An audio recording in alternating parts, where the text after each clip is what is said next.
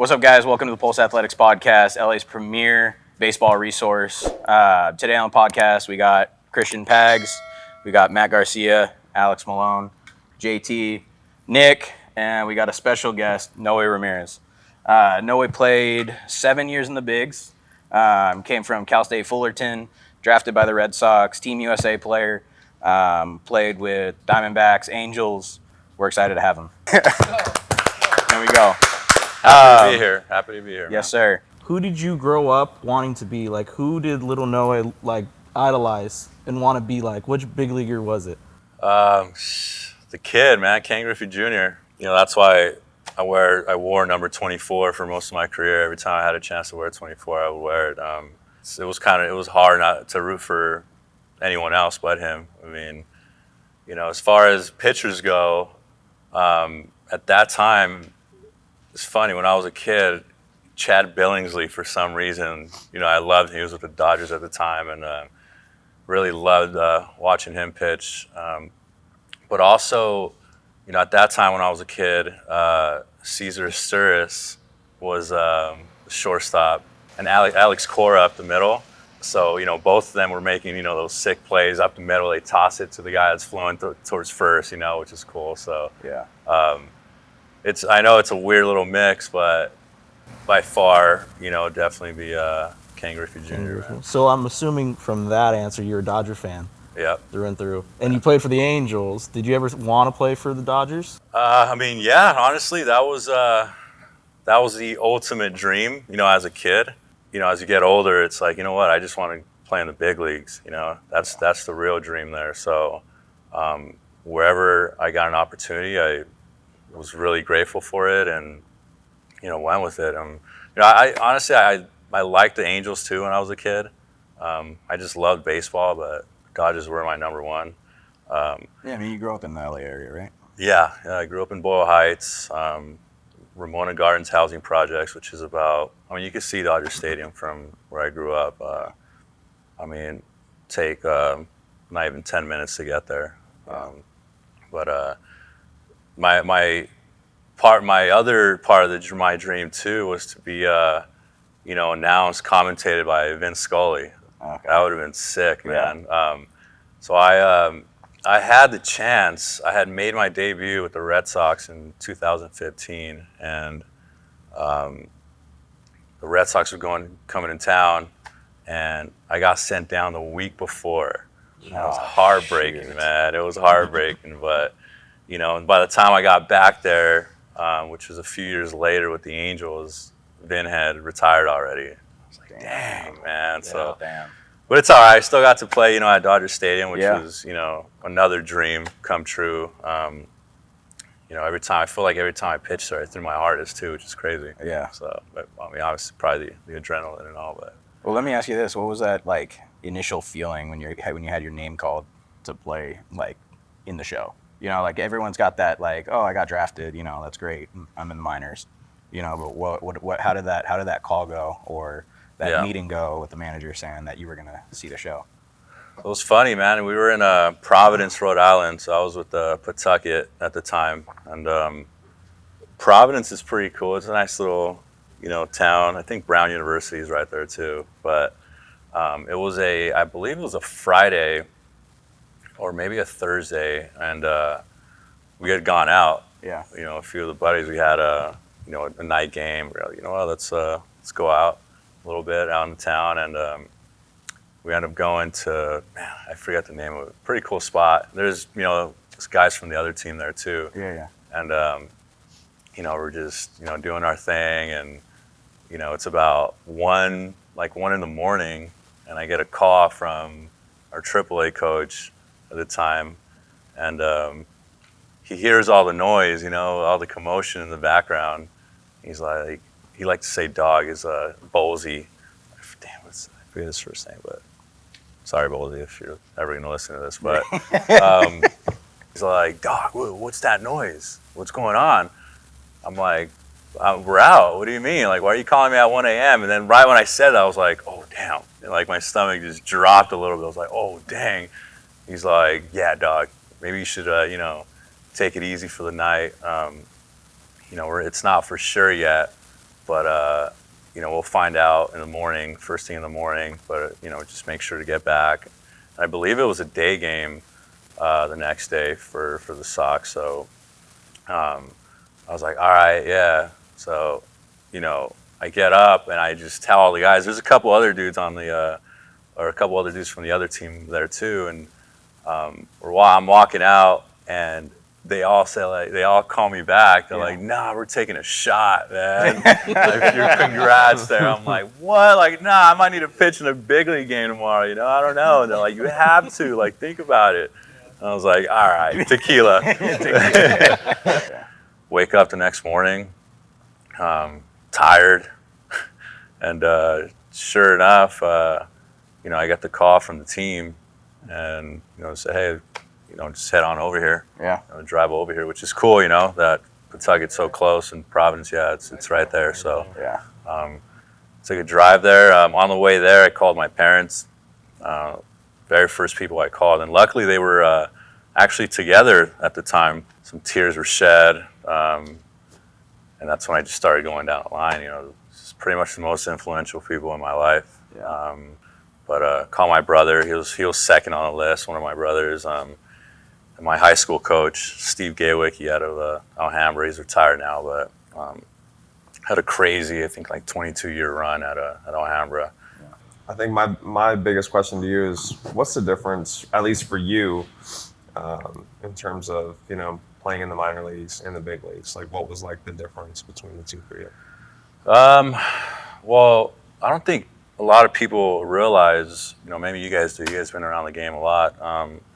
But from AAA to the big leagues is a massive jump.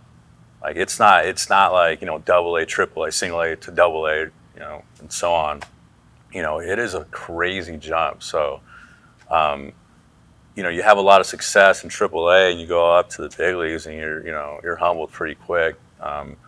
First of all, their eyes. I mean, from AA to AAA, guys' eyes, at the plate are so much better. They spit on a lot more stuff, and the big leagues, it's even better, and so it's just like the small things in baseball are they're mastered by the big leaguers. It's the tiny things that just set these guys apart from everyone else. So it's I think that would probably be it, man. The small things are amplified. I think you told me that you were part of the Fullerton World Series winner, or you guys made it to the World Series championship. Yeah, College World Series. Yeah, my freshman year, just 2009. We made it to the World Series. I mean, we were stacked, man. We had a really good team. And that was like a big time for you too, as a player, right? Yeah. I mean, it's my freshman year, I had learned so many new things as far as pitching, as far as working out. That's when I was really, I was always pretty good in high school, but once I got to Fullerton, they helped me get to the next level. And ended up being a weekend starter, the Saturday guy, I think towards like halfway or just a little less than halfway through the season. And like I said, our team was really good. I think we opened up the year ranked number 1. Stayed top 5 for most of the year. And then going into the World Series, I think we were ranked 2, but we were the favorites. We were just playing really well. And I ended up starting the first game. I think I was the youngest starter pitcher in Fullerton history to start a World Series game, which is awesome. Yeah, that's wild. And it was at the old Rosenblatt Stadium too. It was an awesome experience. So I was glad I got to play there. But we ended up going 0-2, which sucked, man. Yeah. A big disappointment. A great year though. And then the following year, we were literally a strike away against UCLA. That was another heartbreaker. Yeah. As you know, college recruiting's changed a lot over the years. How did you end up getting picked up in the fold? What's that story? Honestly, man, I didn't have a lot of looks. I didn't throw hard first or one, and my high school teams, the league that we're in wasn't very competitive. I mean, I guess the fact that I just really dominated that, and you know what, I played really well in the playoffs too against all these good teams. So at the time, it was Sergio Brown over at Cal State Fullerton. He was their recruiting coordinator, and you know, he heard about me. He heard that I was from East LA, and he wanted. That's what he was kind of looking for. Someone from the hood that, you know, just has some heart and just is out there and just a dog, you know. And he heard about me, and he went straight there. You know, Ricky Romero, lefty pitcher out of Roosevelt High, you know, all-star with the Blue Jays. He was out of East LA too, and he played at Cal State Fullerton, and he kind of wanted that vibe back. You know, they were trying to get this 2004, you know, Fullerton championship team vibe back, and you know, and it was a great vibe. You know, just a mixture of guys that they put together was awesome.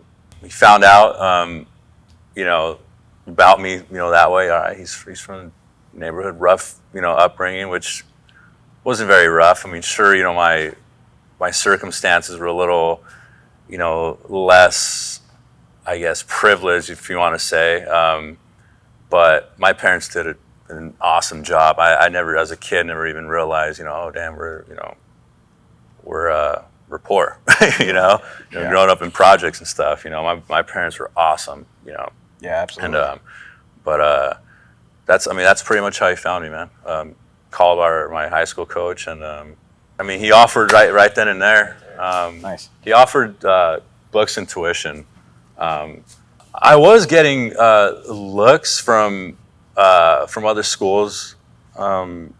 University of Arizona was, you know, they were really interested. East LA College. Little ELAC, the Huskies. ELAC. UCLA was interested a little bit, but didn't have the grades for that, to be honest. Honestly, once Cal State Fullerton came knocking, I was like, there's no way I'm going anywhere else. You know, I mean, that was at the time was like the mecca, you know. And it just fit my style of play too. I was like, you know, that's where I need to be. You said that you weren't a hard thrower, right?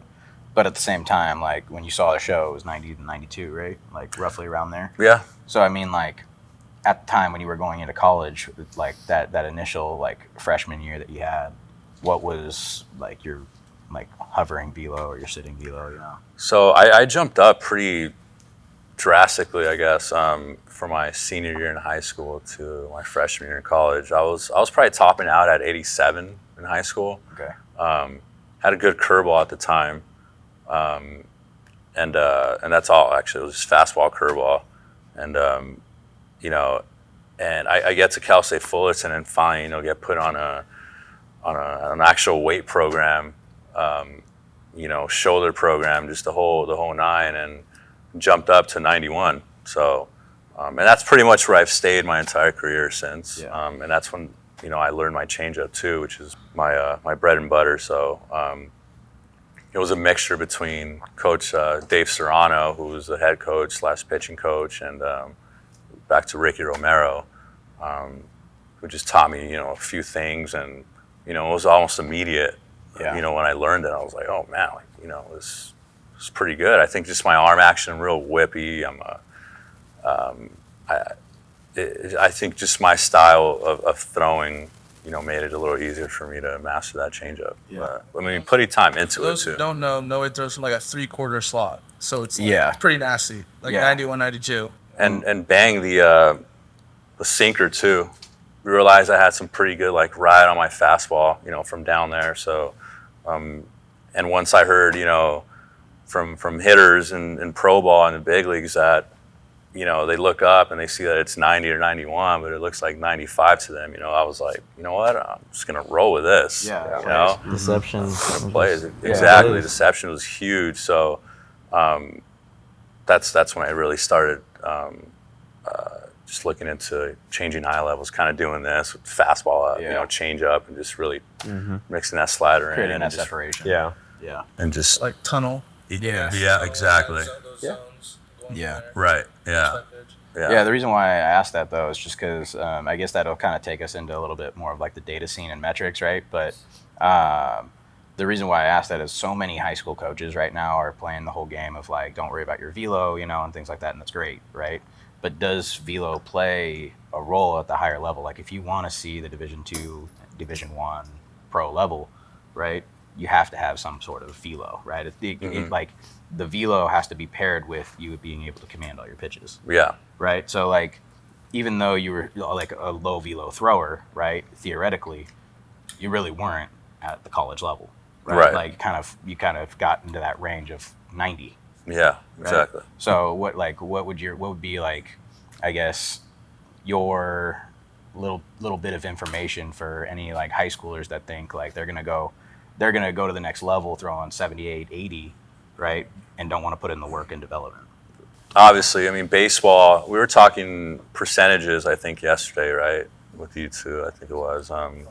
There's so many players out there, and the ones that separate themselves are the guys that are, you know, going all in, going all out, realizing that you can't have, you know, any looks or success at the next level throwing 78 miles an hour. You got these guys over here who are working towards that.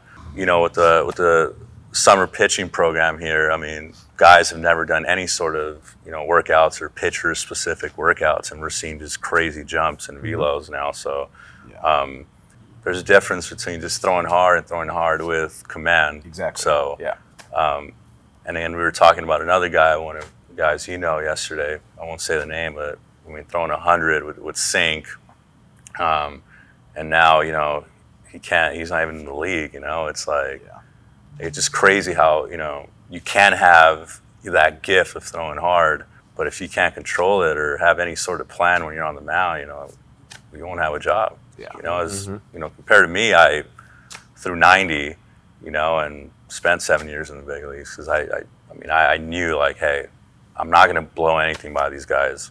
You know how to pitch, you didn't know how to throw. Exactly. There's a big difference. Yeah, there was a difference for sure. No, Agreed. You know, metrics and data has played a large role in baseball today. When did you start looking at like spin rate and like all that stuff? Yeah. And then did you change the way you pitched after seeing that data? When it first started coming out, I was one of those guys, one of those O2 guys who were just saying like I don't want to look at any of that. This stuff sucks, you know, like it's going to change. Like I want human feel. And I still feel that way as far as like human feel. But I'd say, you know, as that stuff started to advance more and more, that's when I kind of started, you know, and seeing guys using it and, you know, seeing them having success, I started, you know, being more open to it. But at first I was like, you know what, I'm a big feel guy. I'm going to see how, you know, this guy swings and, you know, just how, you know, he reacts to this changeup, you know. Now he's in front of it. Like, you know, analytics might say, hey, throw a slider here, or throw a changeup. You know, that system didn't see the swing, you know. So I'm like, no, I'm gonna throw a fastball up, you know, ride it. He's out in front, his eyes are down. I'm gonna let this ride up here. Later on, I started again, kind of being more open to it, and I started mixing both, you know, in a way, old school and new school, which I think I like the balance of. Because I mean, we see it here sometimes with this summer pitching program where guys are just so locked in on these numbers. They throw a pitch and they're immediately looking at it. It's like, did you even see where it went? You know, like you threw it and now you're looking back immediately, you know? Yeah. And that's no feel, you know, at all. And that's what a lot of these kids are missing and need to be taught. So, you know. Now, do you think that helped you at all throughout your career? Like when you actually started introducing those data points? I started seeing more of my percentages as far as, you know, usage on my pitches, the spin, you know, on my slider. I never realized it was a curveball until then. You know, I thought it was either a slider or a slur, but it was an actual curveball. It's like, how am I throwing a curve, you know? But so that kind of changed my mindset a little bit. Like, all right, well, it's coming out as a curveball. These guys are thinking it's a curveball, so I have to kind of change my style a little bit, you know, kind of adjust to that. So, speaking about pitching, like, how do we all feel about this recent phenomenon with Traject and that machine where the pitching machine is hooked up to current metrics and data based on all the pitchers in the league, and then hitters are going down into the tunnel during the game to face guys before they even face them during the game. Personally, I don't think that's right. I think some of that equipment and stuff should be turned off before the game, right? I mean, what happens in between games, that's one thing, but I don't think during the game is appropriate for some of that stuff. Well, I just think you're biased because you're a pitcher, first and foremost. As a hitter, it's hard enough to hit the fucking ball. You know, and the guy's moving. So if you think about it, you got these major league hitters, you got it simulating Garrett Cole. Mind you, Garrett Cole's fucking fastball takes off like a jet, right? It's 98, 100 miles an hour at the top of the zone. And you go in the cage, and you take 5 at-bats off of that, but then you face them on the mound, it's not the same thing. But it is. The conditions, you got to think about cage conditions and just being in, like, that tunnel and there's nothing bothering you. You realize that, like, you got 10 to 20,000 fans. It's a neutral environment in a cage. Dude, like, there's pressure there. You got people talking shit, all that stuff. But the machine is simulating the real life pitcher. You still got good, as it should. So what's the difference between you did it 3 days before facing them and the day of? You still did it. Right, but I feel like as a hitter, like you might be working out some kinks before you even see him. But so it's all situational too. Say like, I don't know, like we talked about Kyle Schwarber last week. Now he's going off. Do you think like, and it's only for like home. Mostly it's home batting cages. I don't think they have it on the road. But it's like this guy's facing all the Dodgers' best guys right now. He's hit, 4 bombs in the last week? Yeah. And do you think that mattered if he was going in the tunnel? Because he's the DH, because that's the only position that can kind of utilize that technology, literally, because he's not playing a position. And he's over here, like, hitting bombs, but I don't think that it matters, like, honestly. I think it's all feel. There's situations as a hitter, and it's like, fuck, I'm in the cage, and I'm thinking, all right, well, this is how this is how that is. But then it's not the same sequence. You know what I mean? It's not as game-like as you think it is. No, it's not. In a cage. I've done live ABs inside of a facility like this. I've done live ABs outside, like on a regular field. Feels way more comfortable on the field. And, like, you like hitting off the machine? Not at all. Do you like hitting off the machine? Right, but the machine projects a hologram based off the real tempo of the delivery. It's not real. It's not real. At the end of the day, it's not. It's completely different. Look, at the end of the day, like, I get it. Like, hitters are trying to catch up to pitching and all that kind of stuff. But guys on the mound, like, it's still their career on the mound. So. All right, JT, let me ask you this then. Is it harder to throw in live ABs in a cage versus in a game? I mean, it shouldn't be. It shouldn't be, right? But is it? You have to deal with runners on. You have to deal with high-pressure situations, right? Yeah. Yeah, think about that. And then you have a catcher calling a game, and maybe this guy calls the wrong pitch. In the cage, it's that, like, it's what, fastball, curveball. We're working on like I said, Garrett Cole. We're working on Garrett Cole's fastball, or we're working on Garrett Cole's breaking ball, his changeup, things like that. But it's like, you don't know how, like, these major leaguers, they get in the box, and they don't know what's coming. He throws every pitch for a strike. That's where I'm going to side with them as a pitcher, bro. Sorry. I don't know. I think some of that stuff should be turned off before the game. Maybe not during the game. I can see that maybe, before the game. That you're right, but I mean, you don't know what's coming next pitch. You see a fastball up, and next pitch is, a slider that looks like it's the same trajectory. You think it's a fastball, it's just a totally different feeling. You don't know what's coming again. Elements as well. I don't think it's giving them that edge. Sure, they know the shape of the of the pitch, but I don't think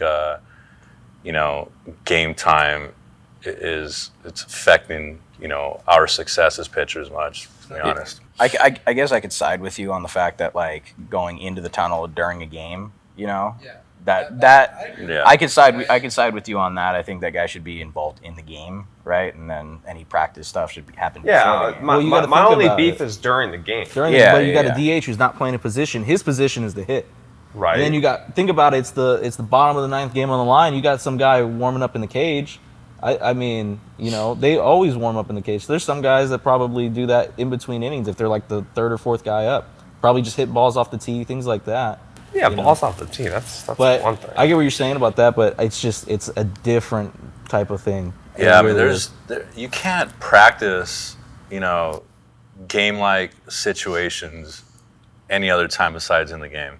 That's something I had actually Rick Porcello threw out to me, because I was struggling one time, and one out of, hundreds of times, to be honest, how baseball is. But Yeah. and I was telling him, like, yeah, man, I feel like my intensity, my effort level is off right now in this bullpen. And that's when he pulled me aside and just told me, like, bro, you got to realize you cannot practice. The only time you can practice game-like situations is in the actual game. Yeah. That's you got to get better during the game too. Yeah. Yeah. No, absolutely. And I mean, like, a lot of these guys that we see here, like at the lower levels, they don't know how to bring up that intensity, So I think live ABs plays a big role in the development of these athletes, like going into games, but I mean, at the same time, you can't replicate a like game time situation in practice, you really can't. So, yeah. But one thing that most of you guys probably don't know is Noe played with a lot of potential Hall of Famers. I mean, David Ortiz, Mookie Betts, Shohei Ohtani, Mike Trout. I mean, dude, Pujols. There's a lot of players that you came across. So you're in the locker room with these like great players, best players in the game, right? How did they separate themselves from just your average major leaguer? Like, what did they do that made them so special for so long? You know what I mean? Like, what did you notice as like a teammate? Because you were there. They knew it.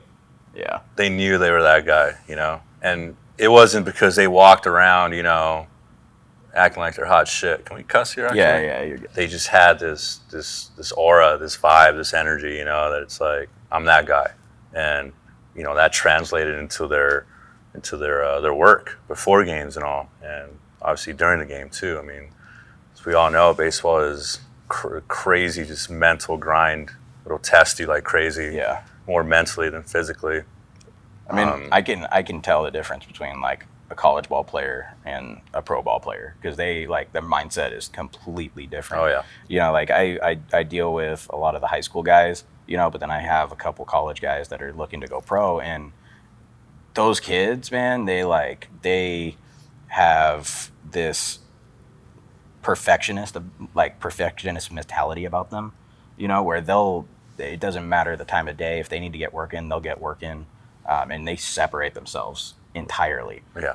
And I guess like, I mean, Matt, like I see you working all the time, and you played in the draft league, JT, same thing. I see you working all the time. Do you think that separation is still present in the bigs? Yeah, no, for sure.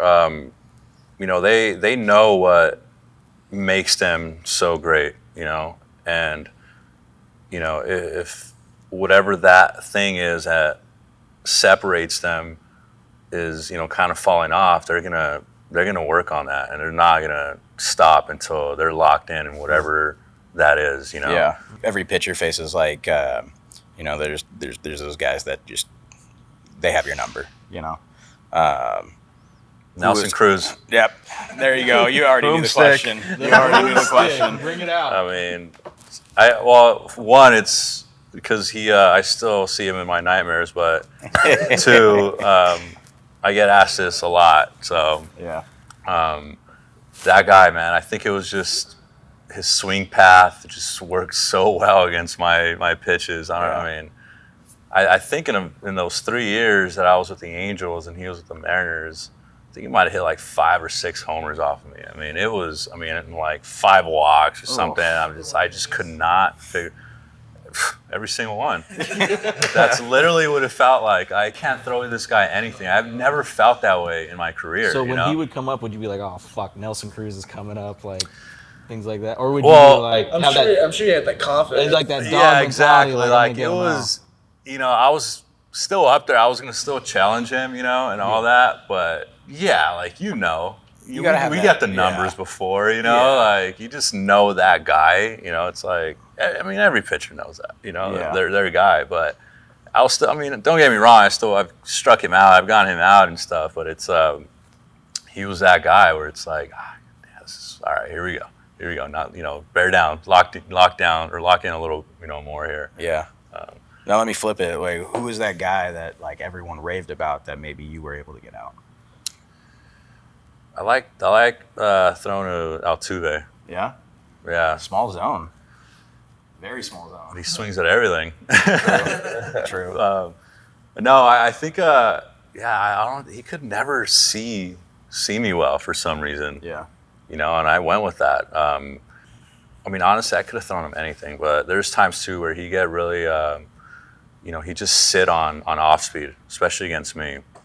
My splits were pretty good as far as usage, like percentages. I was, I was like in the 30s for every pitch. So it's like, you don't know what he's going to throw, but obviously, 6% of it's off speed. So he would sit that, and I started noticing that. And there was a stretch of like 5 games where I just was throwing fast, literally right down the middle, and he couldn't hit it. He was just swinging right over it, and I just kept, and then I'd mix that slider in too to kind of like back him up. Yeah. Red Sox, Diamondbacks, Angels, right? Who's the funniest guy in the clubhouse? All right. With the Red Sox, It was Noe. no.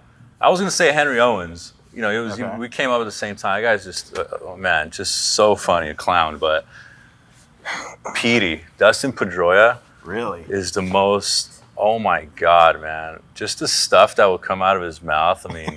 He's probably by far the funniest guy I've ever played with. It's what's that word I'm looking for? He's just so witty, Yeah. just quick. Yeah. The things he says, especially when he starts like raving about himself, it's so funny, man. That's great. Awesome teammate, top 3 for sure teammates. Just a winner, man. Just a grinder. It sucks that he got hurt. He would have been a Hall of Famer, honestly. For sure. He had the numbers, the accolades, 100%. Rookie of the Year, MVP, Gold Gloves. Oh man, What's your favorite teammate? it's one of my favorite teammates. Again, I got drafted by the Red Sox, but I got sent up and down a lot with them too. So I wasn't like with him a lot, as much as I was with teammates with the Angels and Diamondbacks. But he's always going to be one of those influential guys that I'll always remember. I think having that good clubhouse environment is important. Yeah. Like if you don't have that, it's tough to be part of a winning team. And that's what the Red Sox were, man. That's why they were so good, those years. And Was that your favorite team to play for? stats-wise, it wasn't my best, Yeah. but everything else, yeah, by far my favorite. They took care of their players and all They that. took care of us. Again, Fenway's awesome. Yeah. The team, we had, some pretty awesome players on the team too. Well, he called himself Laser Show. Yeah, Right? Laser Show. Right, Laser Oh my Show. God. Himself? I think so. Just oh man, yeah, that's all-time interview. You got to look it up. I'll look it up. Oh my gosh, he was just like in a really just a hot streak, and he just started talking. Nick, I about think it. you should play that in the video. Laser Show. Yeah, A couple years ago, I had 60 at-bats. I was hitting 170, and everyone was ready to kill me, too. What happened? MVP. Laser show. So, relax. He just wreaked confidence, because he was undersized. 5'8", right? 5'7". Yeah, 5 around foot. there. Yeah. I think 5'8". out of college he was a shortstop and everything like that, and they probably he had really good numbers. He was probably supposed to be like a first round guy. I think he dropped to the second, but I think that's what gave him that chip that he needed. First year in the league, he struggled when he first came up. And then he ends up winning Rookie of the Year. Next year he wins MVP. He's on fucking commercials. He's on the show cover. Remember game. that? It's like Oh yeah, I remember that playing as a kid.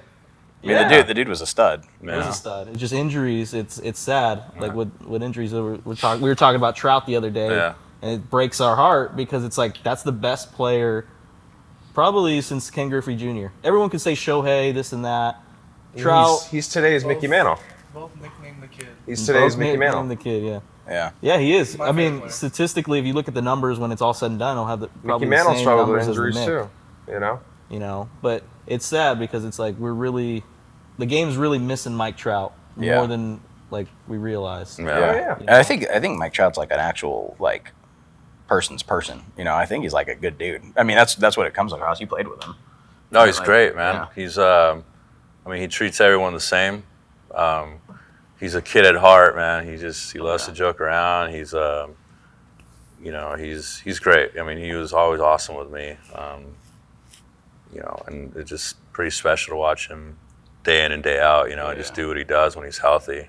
He's doing that golf course with Tiger Woods, isn't he? Yeah. I think it's You gonna hit that Like, up or what? sweet. I When don't it's know. done? I'll hit him up. I'll hit Trouty up, you know. It'd be kind of sweet to play that, right? You Yeah. golf, right? Yeah, I've been Yeah, he's a golfing pitcher. ever since the. He's a pitcher. Pitchers always golf. But no, going back to Petey though, man. Another cool story before we move on to the next guy.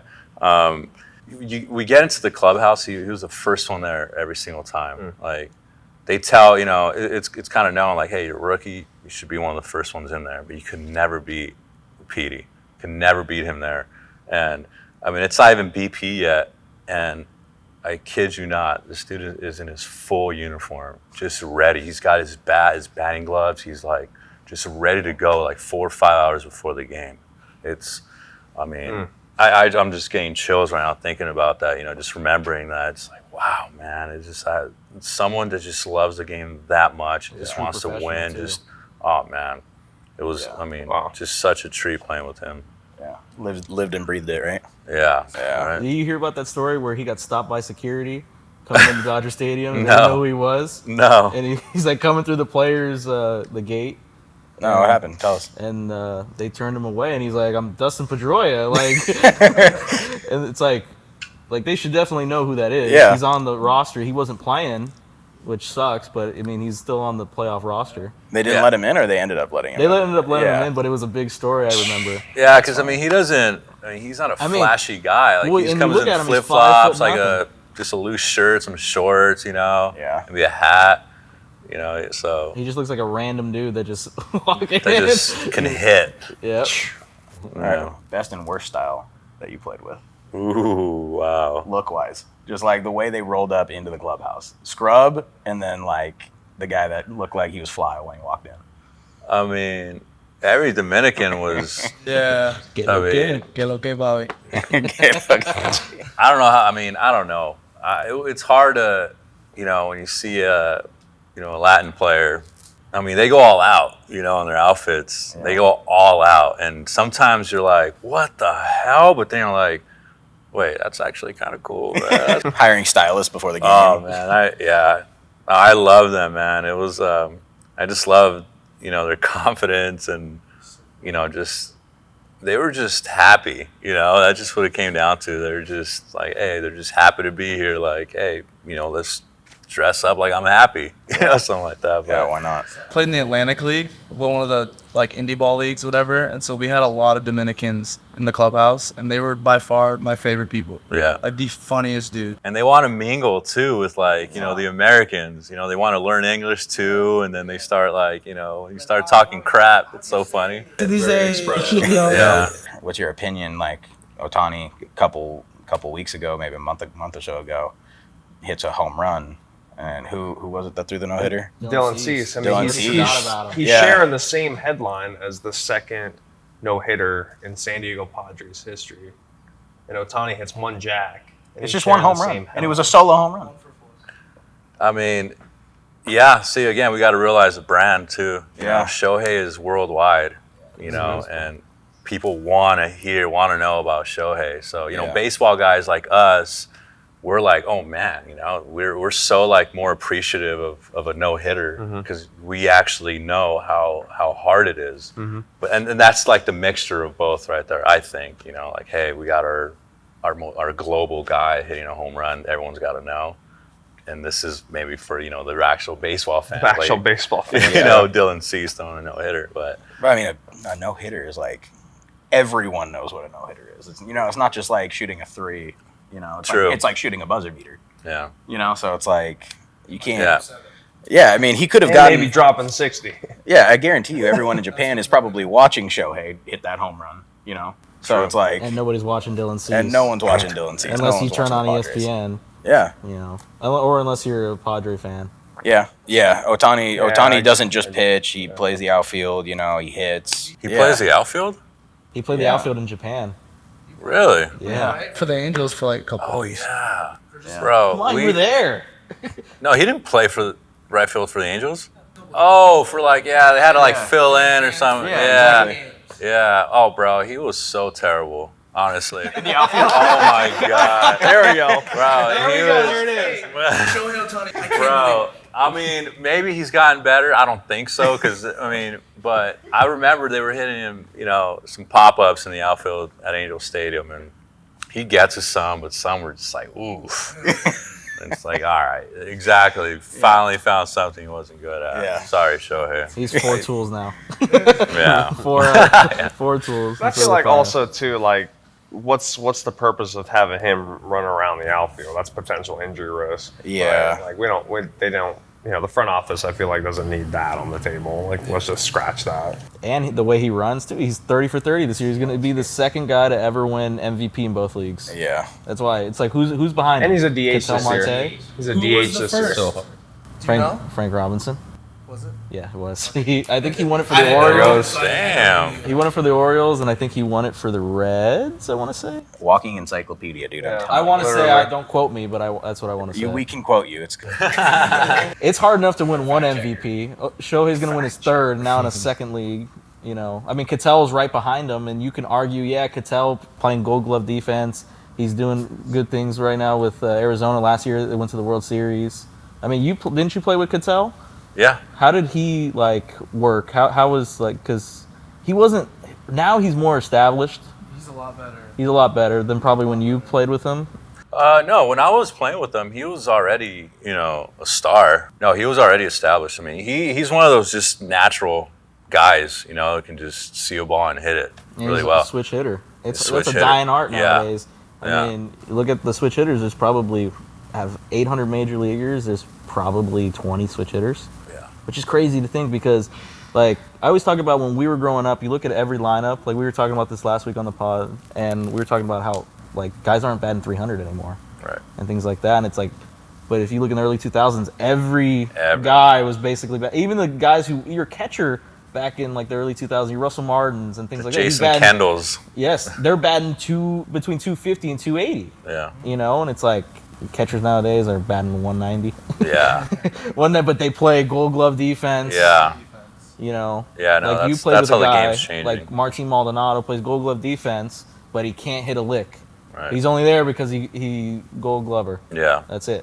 As the game has gone changed. it's changed, especially at the catcher's position. We talk about it all the time. We're like, look at this guy, look at that guy, and we talk about Jose Trevino. He's got the best frame numbers in the game, but he can't throw. That's the thing. We love him and everything like that. He blocks pretty well, catches the ball. But I think his more focus is getting those pitches for his pitcher. Is JT Realmuto probably the best one out there, overall? You'd be surprised. His numbers. He's probably the best overall catcher. Oh, really? Yeah, his numbers have gone down. going back to the Hall of Famers that you played with, I'm sure our viewers want to know this. Who's someone that you could shoot a text and grab a beer with? All right, I'll go through a couple. So I think my number one guy is probably Rick Porcello. Yeah, he took me in along with Henry Owens. He took us in when we were first in the big leagues and just kind of showed us the ropes. It was awesome with us. Took us out to eat. He was that guy for us. Awesome dude. He's kind of off the grid right now, to be honest. He loves to fish. I know he's got a nice house in New Jersey now, and he's just fishing all day. But Yeah. it's probably him. I can always hit up David Price. David Price is Oh, that's cool. just, man, it sucks how much slack he got from media and stuff over in Boston, because that guy was awesome. Yeah. I can honestly hit up Shohei too. Shohei's awesome. He's always been great. We always had a really good relationship. Sake Bob? Oh, sake bomb. That was actually, speaking of sake bombs, that's another guy I can reach out to, and I had a really cool relationship early on with the Red Sox, is Koji Uehara. Oh no. Okay. That guy's awesome. He got me so drunk one time in Toronto.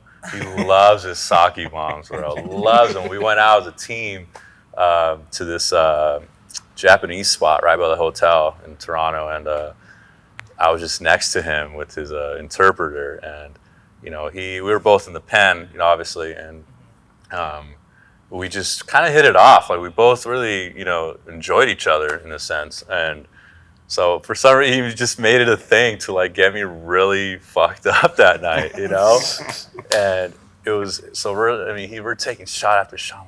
Like man, and it was, you know what? He was being selfish because he had thrown like 3 days in a row, so he knew he wasn't pitching the next day.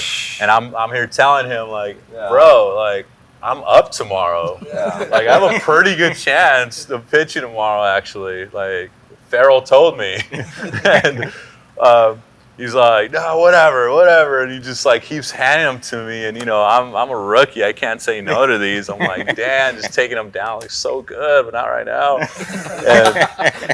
And it was a day game too, which sucks. So we get to the stadium, and rookies got to take the earliest bus. I was like, damn, I wish I could have got at least another hour of sleep. But I head there, have our show breakfast, and in Toronto they have like this room. It's like a movie room, and he had, remember those like little like boxes that was just full of movies that you could put like thousands of movies into. Oh, yeah. And like people were like selling them and stuff. Yeah.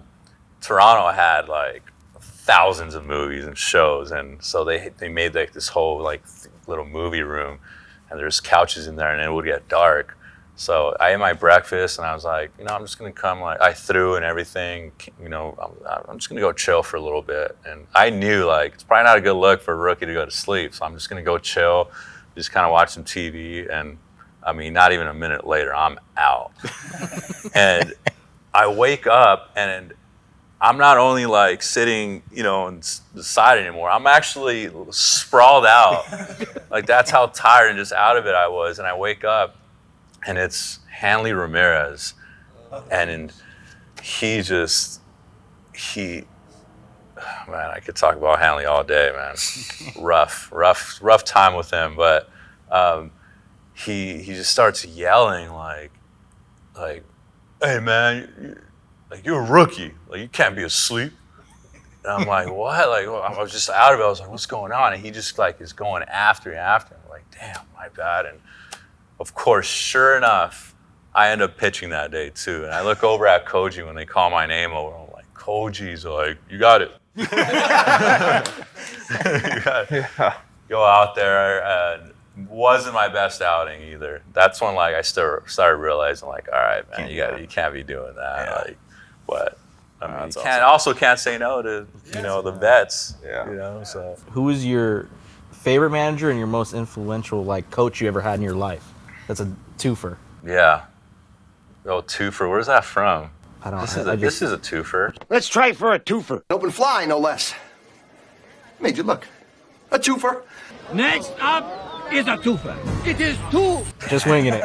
Here on the Pulse Pod, baby. Pulse Pod. Yeah. My favorite coach, and I've had a lot of like influential coaches throughout my years, but my favorite like big league coach is by far Torey Lovullo.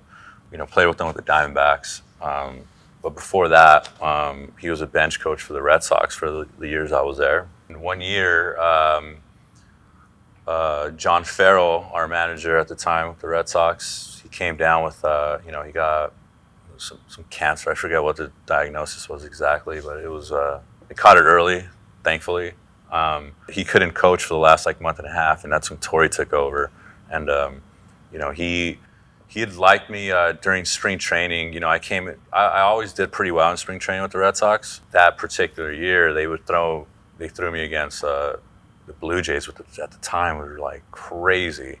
They had Donaldson going absolutely This is off. Southeast. That playoff. Encarnacion. Yeah. I get called up, after being sent down, and Torey, was there. He took over for the rest of the year, and we were in Toronto, out of all places, and it's like the 7th or 8th inning, and we were up by 1, and just unexpectedly he calls and throws me in there. I'm like, fuck yeah! Like this is like what, like finally I'm getting that opportunity to throw late, actually meaningful games.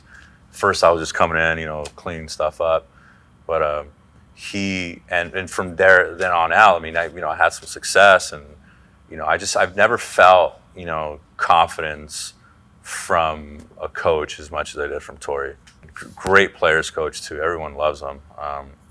But also Sosha. Sosha was great too. My early years with the Angels. Loved that guy, man. Just gave me opportunities. I mean, I threw the most innings under him. Some people say like, damn, he really, dragged you out there for those years. But it's like, man, like I needed that. I want to be out there. So I actually ended up throwing like 84 innings that year as a reliever. But as far influential, I mean, Bob Kipper. Nobody really knows who this guy. He played in the big leagues, lefty, soft tossing lefty with the Pirates back in the day. But he was a AA coach for us, and then eventually got promoted to AAA. And we kind of followed each other along. He was great. Really cared. Old school.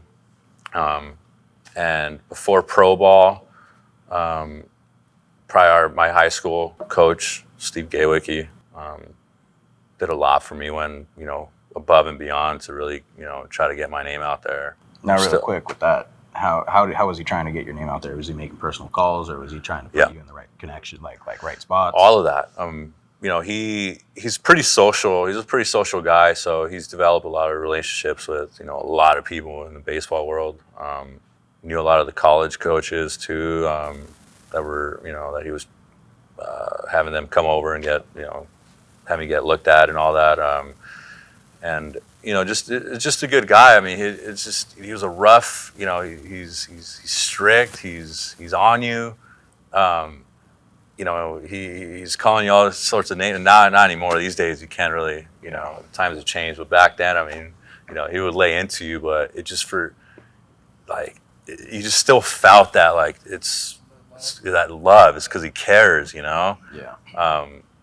And there's a lot of guys too that just didn't take it that way, and it's no wonder that they didn't succeed. They took it personal. I mean, it is personal, but you got to know how to take it personal. All of us are coaches now, and I don't know if you know this, but we run a showcase company. And me and my brother, we put our heart and soul into this because we're undersized athletes that never got a look. And we were gracious enough. Alex worked with Mike Garcia-Parra, and Mike Garcia-Parra has been an awesome role in our life. But now with these showcases that we're doing, we're running video, metrics, data, and all that to really put these kids out there because, we truly do care about the athletes that we work with. We're trying to develop or deliver that high-end showcase product or that high-end video. And I know that you probably didn't have video. No, that's...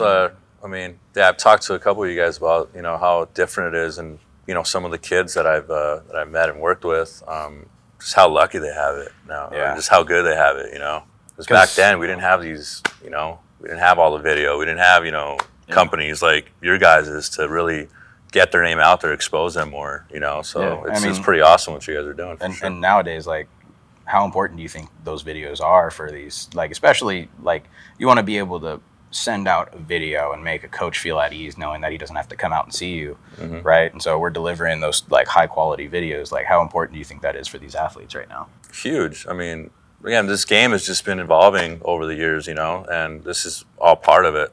So as a player, you should be right there with it. Yeah. And I mean, it'll just make it easier. It's easier to send out to, as many schools or, whatever, schools that you want. So, if you're not doing that, you're way behind. Awesome. I think we all love that you were on the podcast and took the time to be on it with us. Appreciate you guys. Noe, if you guys are interested, he does lessons here at PFA in the Van Nuys area. Awesome coach. If there was anyone here that I would work with, it would 100% be Noe. He does an awesome job teaching just not even just low level fundamentals, but what he was taught at that higher level, and he's able to really relate to our generation because he just got done playing. So if you guys have any interest in getting better at pitching, 100%, you can either DM us or you can look up PFA Sports SFE. Our Instagram's pulse.athletics. And then to kind of just go into our showcase stuff, we have one on August 25th here in Thousand Oaks at Caneo Creek. We've already gotten, I'd say about 25 to 30 signups. So if you're trying to get video, if you're trying to play at the next level, you need to do a showcase with video. You need to have high quality video. You need to have metrics. Be elite and be seen.